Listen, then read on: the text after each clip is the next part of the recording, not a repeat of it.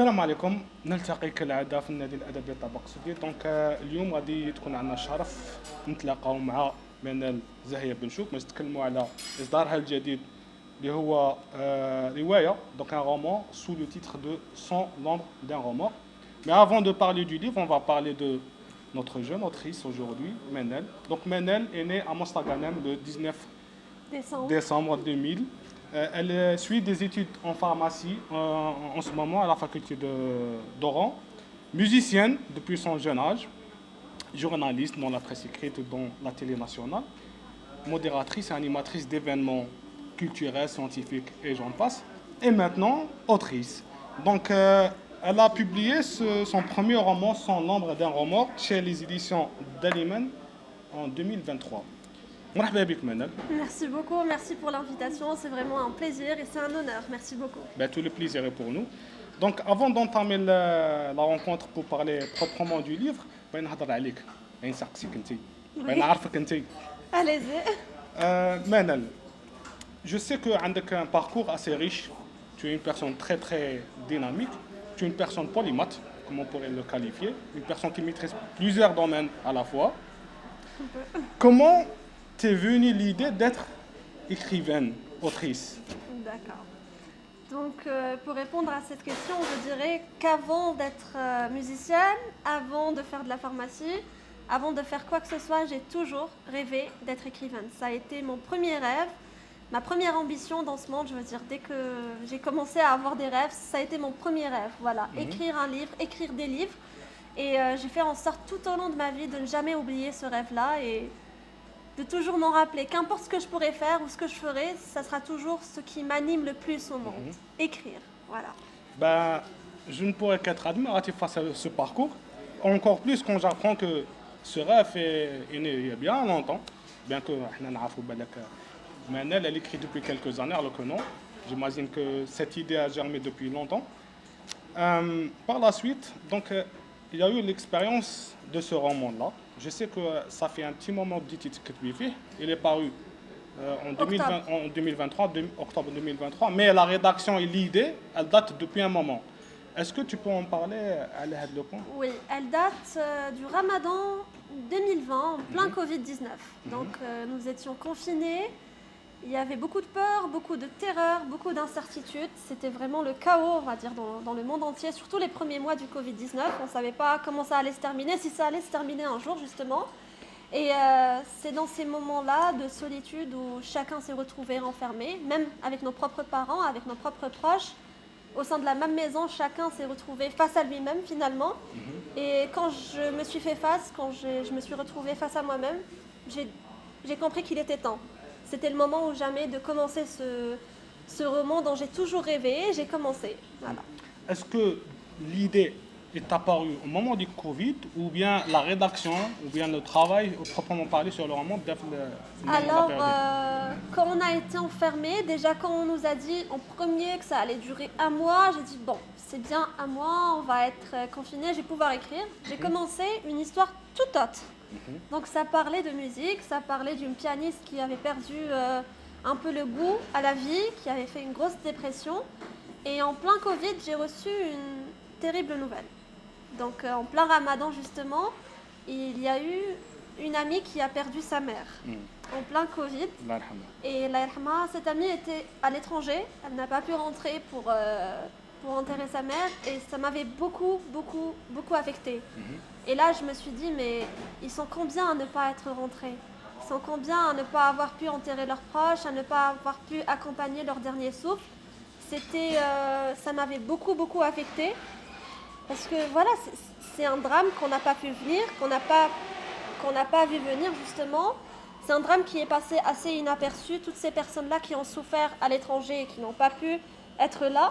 Et j'ai décidé, ça a commencé par là, j'ai décidé de raconter ça.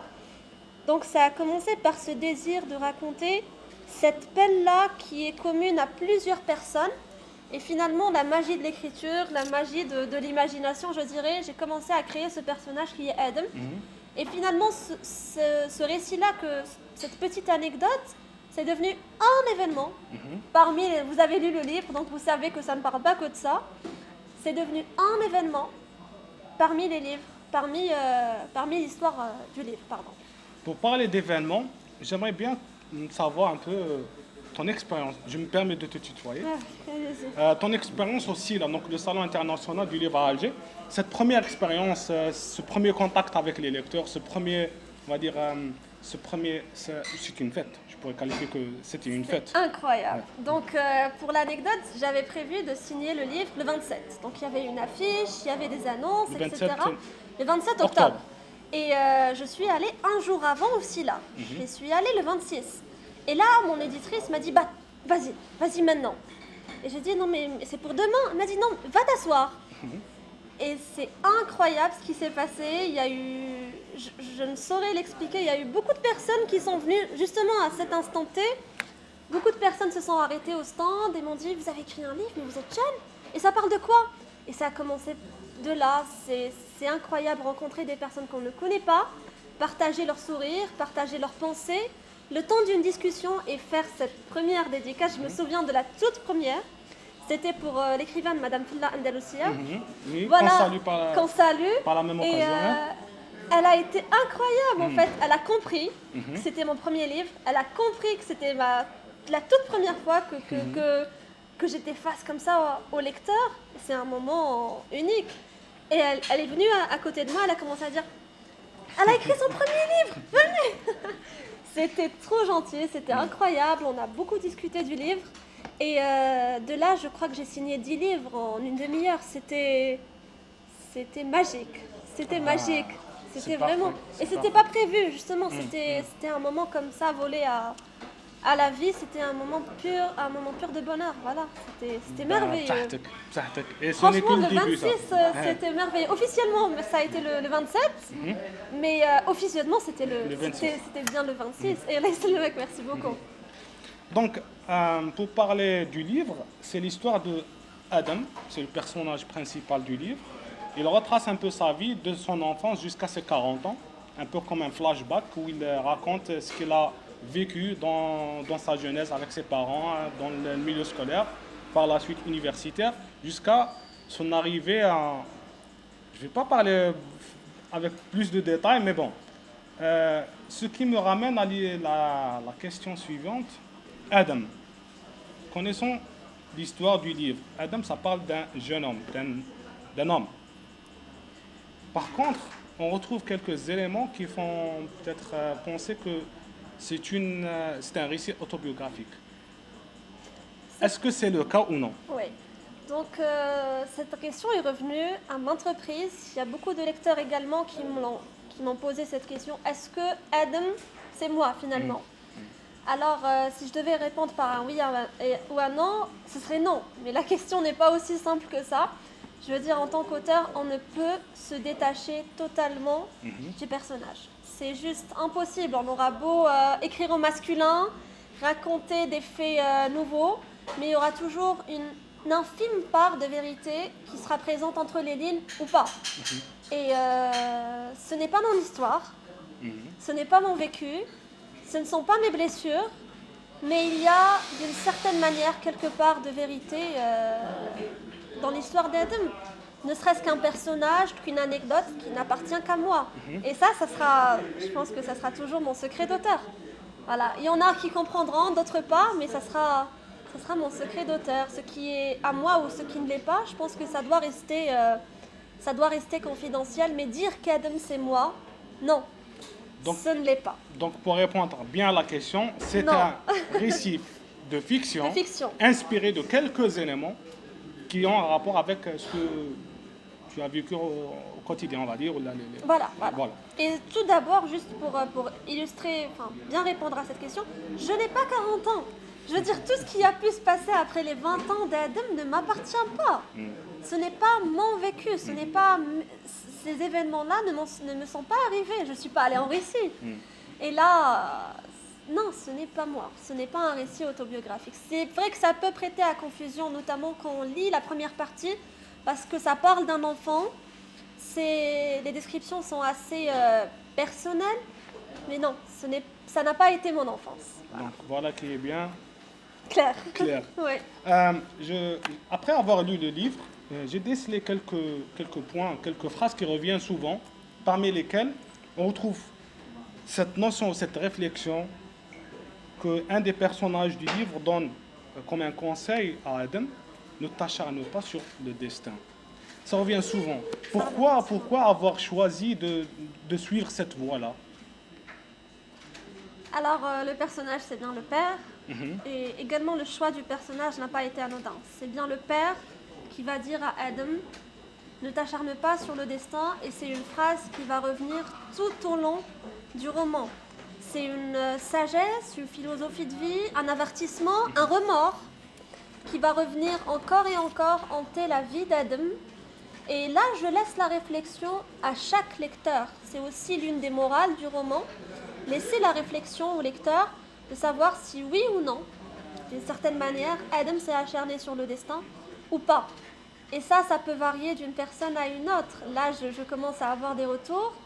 Il y en a qui disent non, Adam ne s'est pas acharné sur le destin, il a suivi sa propre voie, il a fait ses erreurs et c'est sa vie.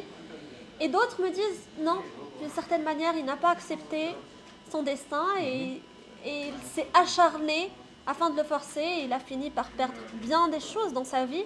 Et là, c'est une réflexion qui est personnelle et voilà, je ne dirai pas mon avis personnel sur la question car je ne veux pas influencer la réflexion du... Laisser les lecteurs. Voilà, laisser le lecteur y penser, méditer dessus si oui ou non Adam s'est acharné sur le destin. Et pourquoi c'est une phrase qui revient? Parce que je pense que chacun d'entre nous a un mot, une anecdote, un souvenir, une personne, un sourire, un regard qui peut nous hanter tout au long de notre vie. Et si on ne fait pas la part des choses à temps, au moment voulu, si on ne réussit pas à affronter cette phrase ou ce regard, ça peut nous hanter tout au long de notre vie, ce qui s'est passé avec Adam. Sur le moment voulu, cette phrase-là n'a pas été acceptée par l'adolescent qu'il était, et ça l'a accompagné jusqu'à ses 40 ans. Ne t'acharne pas sur le destin. Et c'est aussi un message pour les enfants, pour les adultes, de faire face à ces choses-là qui nous font si peur, à ce mot-là qui ne cesse de nous hanter le soir avant de dormir, ce regard-là qu'on n'arrive pas à oublier, se dire mais pourquoi? Pourquoi ça ne cesse de me hanter? Qu'est-ce qui se cache derrière? Il y a quelque chose que je dois affronter. Et là, tant que je n'irai pas jusqu'au bout, tant que je ne me ferai pas face, ça me hantera tout au long de ma vie. Voilà. Parmi les points qu'on peut déceler dans le caractère de Adam, c'est un personnage particulier, notamment, il est particulier, mais il peut parler, ou il peut être identifié chez beaucoup de lecteurs, comme étant une personne non pas autiste, mais une personne à haut potentiel intellectuel. Cette catégorie de personnes dans la société, elle est mal comprise. C'est ce qu'on retrouve dans le début du livre, l'enfant mal compris. Est-ce que tu peux nous en parler un peu plus sur ça? La première phrase du premier chapitre, c'est « Tout a commencé le jour où j'étais incompris ». Et j'ai choisi de raconter... Là, c'est Adam qui parle, c'est pas Manel. C'est une question piège, là. Non, c'est l'auteur qui parle. J'ai choisi de décrire ce personnage un peu atypique, mais qui ne l'est pas à ce point. Ce personnage-là, Adam, fait partie de notre quotidien. On l'a tous rencontré à un moment ou à un autre de notre vie. Cet enfant un peu à l'écart, cet enfant un peu incompris, cet enfant marginalisé. Je suis vraiment désolée, madame, ça va? Je suis vraiment désolée, ça va? Ça va, je suis désolée. Cet enfant qui a été marginalisé, cet enfant qui n'a pas été compris, cet enfant qu'on ne voit pas aussi, il est dans toutes les classes, dans toutes les écoles, dans plusieurs endroits différents. Et j'ai voulu qu'on prête attention à ces enfants-là qui sont marginalisés par la société et qu'on essaye de comprendre pourquoi Adam était renfermé sur lui-même, car on ne le comprenait pas, il ne comprenait pas les autres. Et tout ça part tout simplement d'une petite différence qui est qu'il avait une perception du monde différente. Et quand on est enfant, on ne comprend pas que ce qui est différent n'est pas censé nous faire peur forcément. Ce qui est différent n'est pas censé nous pousser à harceler cet enfant, parce que justement, je parle du harcèlement scolaire. Adam a été confronté à la terreur, au mépris de ses camarades de classe, parce que voilà, ils étaient tous enfants, ils voyaient cet enfant qui était différent, ils ne le comprenaient pas, donc ils allaient lui déchirer ses livres, ils ne le laissaient pas en paix, Et ça peut causer un échec scolaire, ça peut engendrer plusieurs problèmes. Et j'ai tenu à juste donner une réflexion et laisser le lecteur avoir une réflexion sur ça, ne serait-ce que se souvenir de ces enfants-là et en prendre conscience qu'il ne faut pas les marginaliser et que la différence de perception est une richesse et non pas un... Pourquoi en faire des souffres-douleurs, ces enfants-là? Ce qui ramène... Donc par la suite, l'enfant qui est Adam, Gandhi, il est confronté à un dilemme pendant la période où il passe le bac. Oui. Donc le bac, c'est une étape très importante pour lui, Pour chaque Algérien. pour chaque Algérien, La notamment majorité. pour Adam, parce qu'il passe son bac 3 fois. Pour, Spoil. Il fallait pas le dire. Mais allez, on laisse, Ça va. sans parler plus en détail, c'est juste pour dire que Adam avait un but à atteindre, avait un rêve. Et ce rêve ne pouvait pas se concrétiser sans... La fameuse moyenne. Voilà. C'est un peu le discours de chaque famille pendant la période du bac. La moyenne qui fait qu'on arrive à une certaine spécialité, à un certain but à l'université. Donc Adam fait tout pour atteindre ce but-là. Mais ce but, lui, est confronté à certains sacrifices par rapport à ça. Notamment avec sa famille, avec ses amis, Avec mais aussi lui-même. avec lui-même, justement, avec lui-même. Tu peux en parler?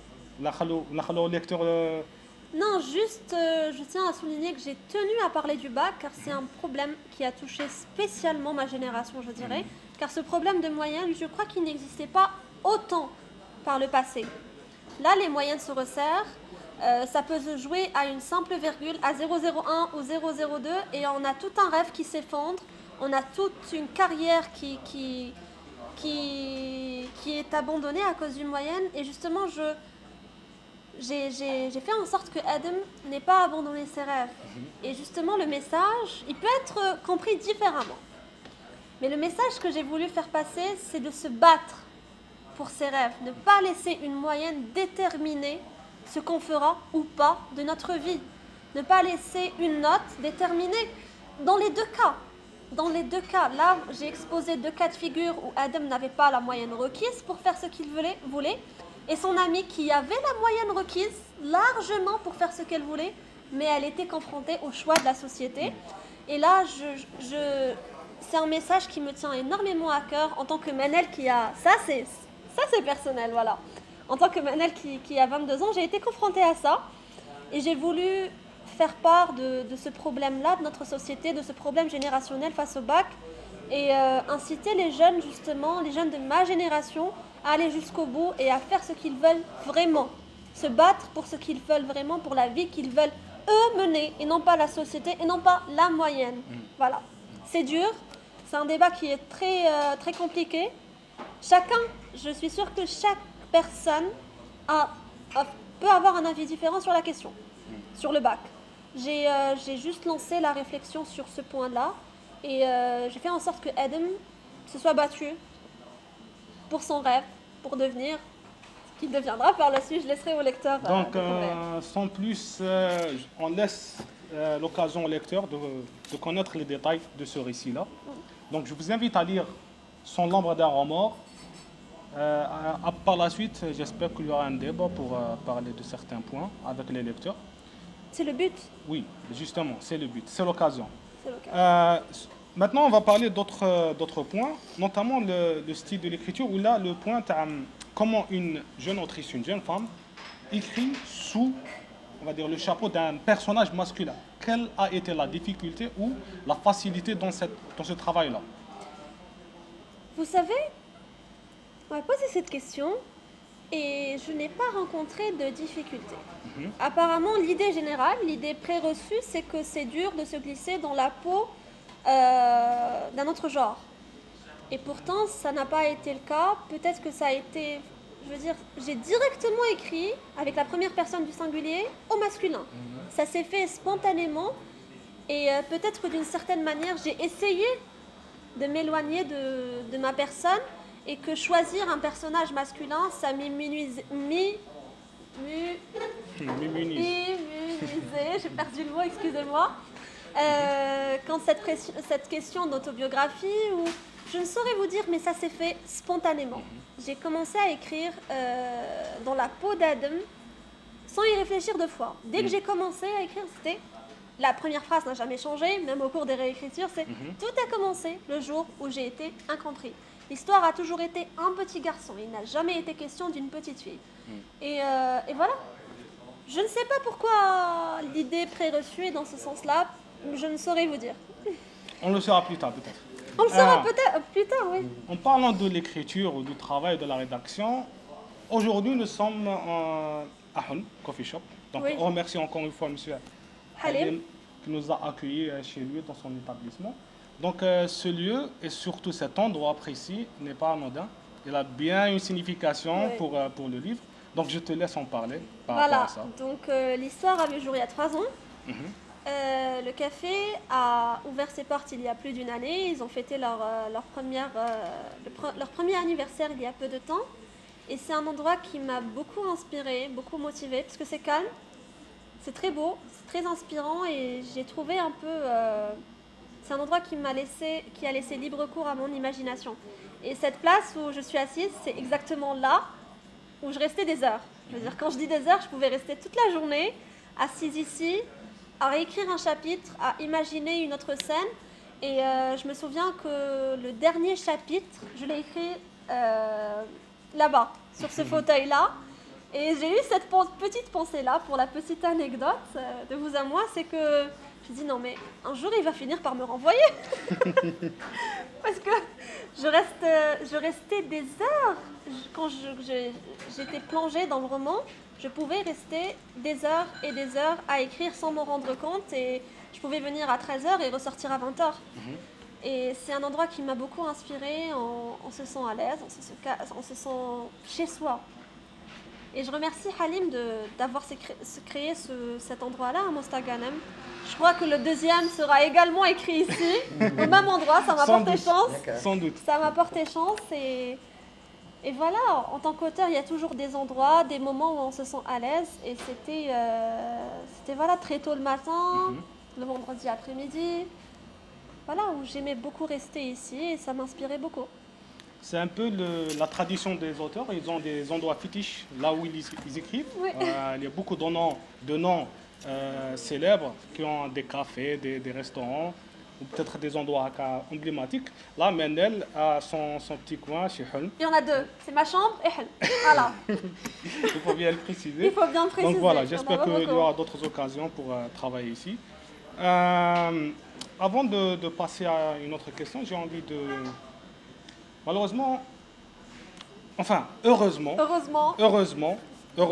je précise heureusement, le livre n'est pas disponible. Pourquoi? Pourquoi il est en rupture de stock? Parce que les ventes sont faites facilement depuis l'apparition du livre. Inch'Allah, il est disponible les jours prochains Oui. pour une vente dédicace. Donc c'était prévu par la suite. On est en rupture de Mais stock. bon, le livre a autant de succès qu'il n'est plus disponible pour le moment, mais Il est en cours, en ce moment même, il est de- en cours de réimpression chez l'imprimeur. Donc il sera très très bientôt disponible. Et je pense que c'est aussi important de rencontrer les lecteurs sans Voilà. pour autant Voilà. faire des longues dédicaces ou juste privilégier ce contact, contact-là, ce débat-là, sans pression, sans avoir à... Je veux dire, le livre sera disponible dans quelques jours. C'est pas... Aujourd'hui Oui, ou bien demain, sûr, c'est la même chose. Bien sûr, Ouais. bien sûr. Donc, je cède la parole aux personnes présentes s'ils veulent intervenir, poser des questions, ajouter un point. Oui, Mekan, n'hésitez à vous la surtout parole pas. maintenant. Alors moi j'étais très ému, vous l'avez vu. C'est comme si vous aviez parlé d'une personne que je connais ici. Voilà, et ça ressemble tout à fait à ce que je vis moi à ses côtés. D'accord. La différence des êtres humains, c'est quelque chose d'exceptionnel. Ça peut être aussi bien dans le bon sens que dans le mauvais. Et chez les personnes autistes, vous avez évoqué le mot, vous avez justement les deux.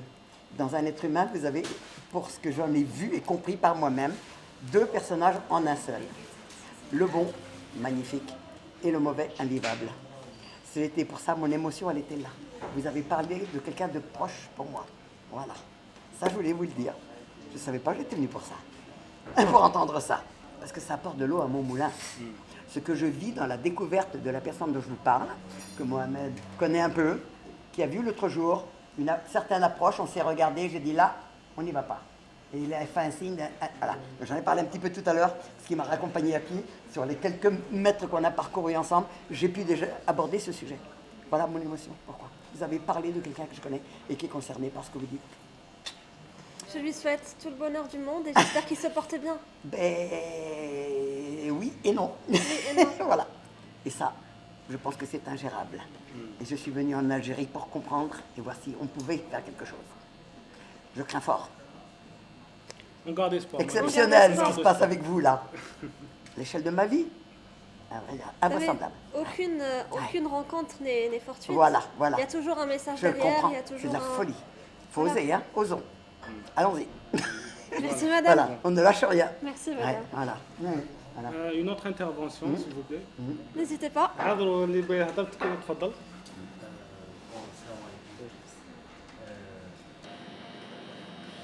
بون لاباج فين جمعنا Ah, ما شاء الله. بون كاين واحد لا كيسيون بوزاوها عليا في البريفي هي ماذا بيا تما نشاركها معكم مع الكريفاي معنا ما شاء الله كتب دار الضجه تاعه مستغالي حتى محاضرات جوي كاع هضرونا على لو تيتر قال لك اسكو كان عندها نوتر تيتر بغات دير عاودت بداتو هذه هي لا كيسيون. Voilà, avant de répondre, je tiens à saluer tout le travail fourni par Al-Fenni Jma'na. Je crois que tout le monde les connaît à Mosta Ghanem. Ils encouragent chaque artiste, ils vont aux événements de Mosta, ils encouragent tout le monde. Et sincèrement, ce qu'ils ont fait avec moi quand j'étais aussi là, ils partageaient les photos, ils m'ont beaucoup encouragée. Et je pense que c'est merveilleux d'avoir des jeunes qui encouragent des jeunes également. Et je tiens à vous saluer. C'est la première fois que je mets un visage sur le Fenni Jma'na. J'avais plusieurs idées, j'avais plusieurs suspicions, comme ça c'est peut-être celui-là ou celle-là, je ne savais pas si c'était un homme ou une femme justement. Et je tiens sincèrement à vous remercier pour tout ce que vous faites et pour votre soutien. Donc c'est une question, je ne sais pas si j'ai... Non, je vais y répondre. Alors quand j'ai écrit le roman, avant même d'écrire le roman, j'avais déjà le titre. C'était Tous les chemins mènent au destin. C'était le titre que j'ai voulu dès le début. Ça reflète un peu le message que je voulais faire passer. Et finalement, il y a eu une réflexion, il y a eu un travail derrière. Quand j'ai commencé à écrire, j'ai dit que peut-être ce titre-là révélait trop la morale de l'histoire et que le lecteur devait y arriver seul finalement sans trop dicter ça par un titre très révélateur comme Tous les chemins mènent au destin. Donc avec les conseils de la maison d'édition justement, avec Madame Delila, on a beaucoup discuté sur ça et voilà, on a choisi Son l'ombre d'un remords qui laisse un peu le suspense sur finalement quels sont les remords d'Adam. Et je trouve que c'est un titre mieux travaillé. Voilà. Mais le titre de base, celui qui a été donné il y a 3 ans, dans la première version que je vous ai envoyée il y a 3 ans, c'était Tous les chemins mènent au destin. Voilà. Je vous en prie. Et c'est aussi un titre qui a été pris. Donc quand on a fait des recherches, c'est un titre qui existe déjà chez un autre auteur. Donc pour publier un nouveau roman avec un titre qui existe déjà, c'était pas faisable. Voilà. Je vous en prie. Il y a d'autres interventions, voilà, نشوفوا Oui. راكم مهتم بالامر منا. Oui, ils sont là. فيديو pour la rencontre. لا باغيين تدخلوا ما كاينش مشكل. سينون مانا تبعها موضوع اللي كنت تحطي لاغ برك بالاندلسي. Oui. J'aime bien la musique. Ah non, oui, merci. هذه أول قراءة ليا باللا لونغ فرونسيز نقرا غير اون arabe اون anglais donc ça fait plaisir تكوني نتيا لا بروميير اللي نقراها Mosta Ghanem moi ça fait un grand plaisir donc bon courage ou merci اللي كتبتي لنا حاجة Merci à vous. Je pense qu'un livre ne peut prendre naissance qu'à travers le lecteur. Vous savez, on m'a dit une phrase aussi là, une phrase que j'ai compris, que je ne cesse de comprendre de mieux en mieux, c'est que le livre ne m'appartient plus. Quand on me l'a dit pour la première fois, j'ai dit mais je veux dire c'est mon livre, mais c'est vrai, le livre ne m'appartient plus. Au moment où on décide de le publier, au moment où on décide de montrer au monde, le livre vous appartient à vous, lecteurs, à votre imaginaire. Donc comment vous allez imaginer le monde d'Adam, comment vous allez le visualiser.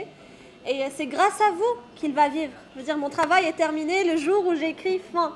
Le jour où le livre a été publié, le livre ne m'appartient plus. C'est une vérité difficile à accepter, surtout quand on met tellement de temps à écrire. Mais oui, le livre ne m'appartient plus. Il vous appartient. C'est la vérité.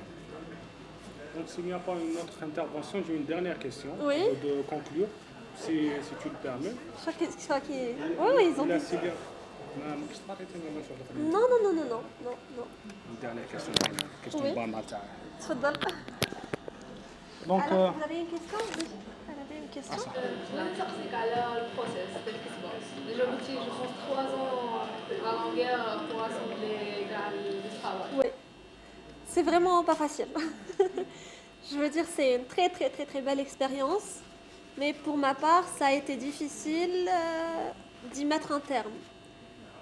On me pose souvent la question, comment m'est venue l'idée de commencer? En fait, c'est pas le début qui est dur, c'est la fin. Comment on réussit à la fin à se détacher du roman? Comment on réussit à se dire là, j'ai plus rien à ajouter. Là, c'est terminé. Juste admettre ça à la fin, c'est juste terriblement difficile. Parce que voilà, on aura toujours une phrase à rajouter, on aura toujours un mot à modifier, il y aura toujours un souvenir à raconter, un détail à rajouter. Et c'est très très dur. Je pense que c'est quelque chose qui est très dur. Arriver à cette satisfaction personnelle, enfin, chaque auteur, je pense, aura une réponse différente par rapport à ça. Mais pour ma part, réussir à me détacher définitivement du roman, c'était ce qui était de plus dur. Donc, en résumé, le process, c'était l'idée de base. Après, j'ai commencé à écrire, j'ai fait un plan. Donc, chapitre 1, je tiens à parler de ce point. Chapitre 2, je veux parler de ça. Il y avait l'idée générale. Je n'avais pas la fin. C'était le point qui me manquait. La fin, j'ai réussi à l'écrire à 6 mois. Je n'avais pas du tout la fin. Et voilà, c'est un processus très très compliqué. Je ne pense pas qu'il y ait un guide. Pour écrire un livre, on doit commencer par ça ou ça. Chaque auteur écrit de façon différente. Oui, j'avais des challenges à un moment, surtout pour la fin. Des fois, je me disais, la veille, je me disais, demain, je vais recommencer le chapitre 9 et je vais essayer de commencer la fin. Surtout qu'après, quand on a l'accord de la maison d'édition, il y a des deadlines à respecter. On vous dit que dans 3 mois ou dans 4 mois, on va se voir et vous devez me remettre, je veux dire, un meilleur résultat. C'est compliqué. C'est vraiment compliqué, il faut avoir beaucoup de force, beaucoup de courage et beaucoup de motivation, mais ce n'est pas impossible. C'est une merveilleuse expérience. Si c'était à refaire, je le referais encore. Et je compte le refaire d'ailleurs avec un prochain livre.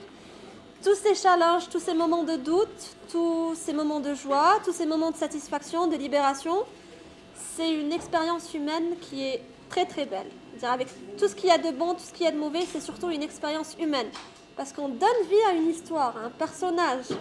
C'est votre imaginaire qui va créer tout ça. Et c'est très beau. Et si vous voulez écrire, je vous encourage vivement à écrire. Voilà. Je peux dire oui, des références de la vie personnelle théâtre, c'est totalement fiction. Il y a des références. Oui, c'est sûr. Je veux dire, à un moment, on peut pas... Il y a quelques prénoms comme ça que j'ai choisis. C'est des prénoms de personnes qui comptent pour moi. Donc, je ne m'étalerai pas dessus, pas trop dessus, mais c'est des personnes qui... Bonjour. Il y a quelques prénoms comme ça qui reviennent. Il y a quelques endroits. Il y a quelque chose qui est important, c'est que la majorité des endroits cités dans le livre, c'est des endroits qui existent vraiment. Je veux dire, si vous lisez, si je parle de tel endroit, vous pourrez y aller. D'accord? Et voilà, il y a toujours des références, mais je préfère les garder pour moi. Voilà, on garde un peu de suspense sur ça.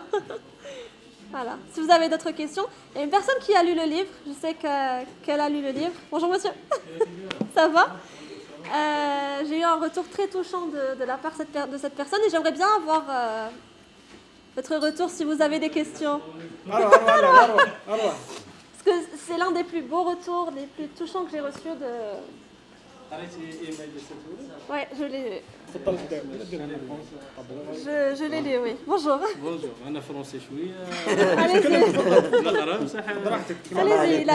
Il est venu à Alger aussi là, et ça a été la troisième personne ou la quatrième personne à avoir reçu la parmi les dédicace. premiers. Parmi les premiers, oui, il est venu avec sa femme, c'était très.